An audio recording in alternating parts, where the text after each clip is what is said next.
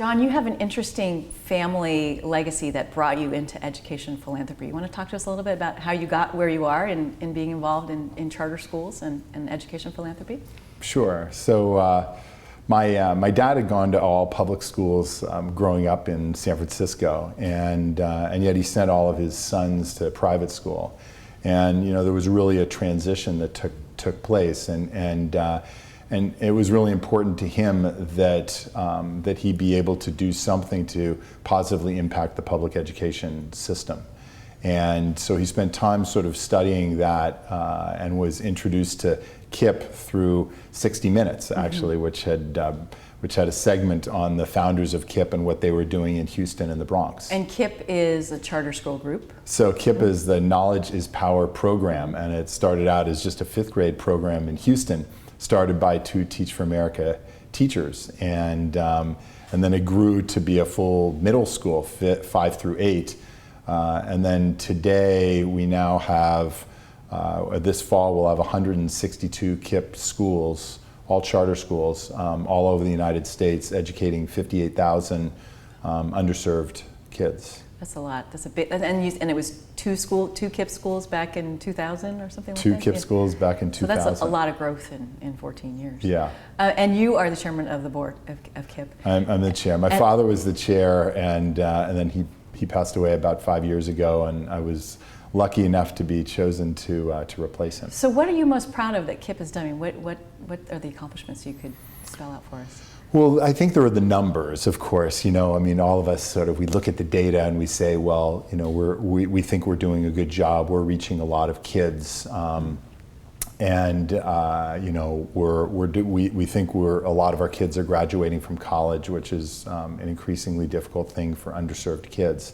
But I think the thing I'm most proud of is, I guess, there are 2 things. One is the KIPP and other high-performing charter schools, and indeed the best schools all around America, do what schools should do, which is to ask, how can we be better?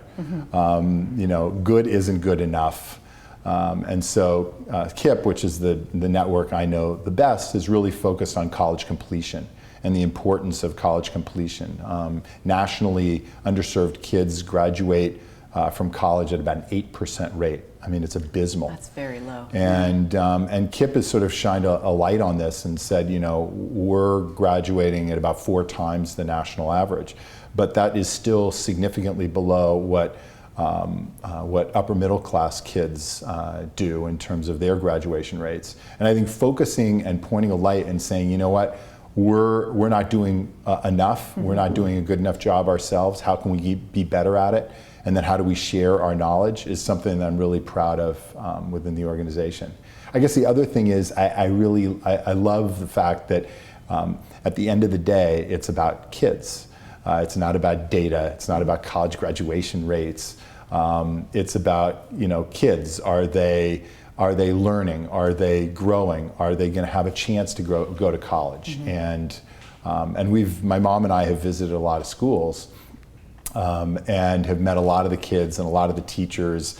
One child did a portrait of my mother that was in the style of Andy Warhol. His name's C.J. Ward from KIPP Lynn High School, and my mom, took the picture back with her, and she, has it in her room at home, and is really proud of it. That's great. Yeah, I'm sure there's lots of amazing stories about kids that have. Because a lot of the KIPP schools focus on kids who are in that underperforming, low-income sector of our country. I don't know if you have a particular heartwarming story. I mean, that's a great story about the photo, or the artwork, I should say. Are there any other ones that come to mind of, the kids? I mean, I don't know. It sounds like you know a lot about that story of, after Katrina and the kids in the Superdome.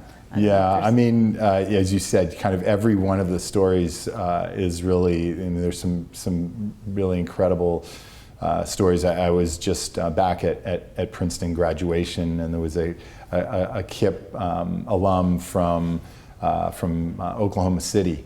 And she actually, I remember her freshman year, she had gone to Africa to work with underserved people in Africa, and of course to qualify for the program she had to take Swahili, and now she was graduating with honors from Princeton. So, there are great stories like that, but most of our kids are not going to Ivy League schools.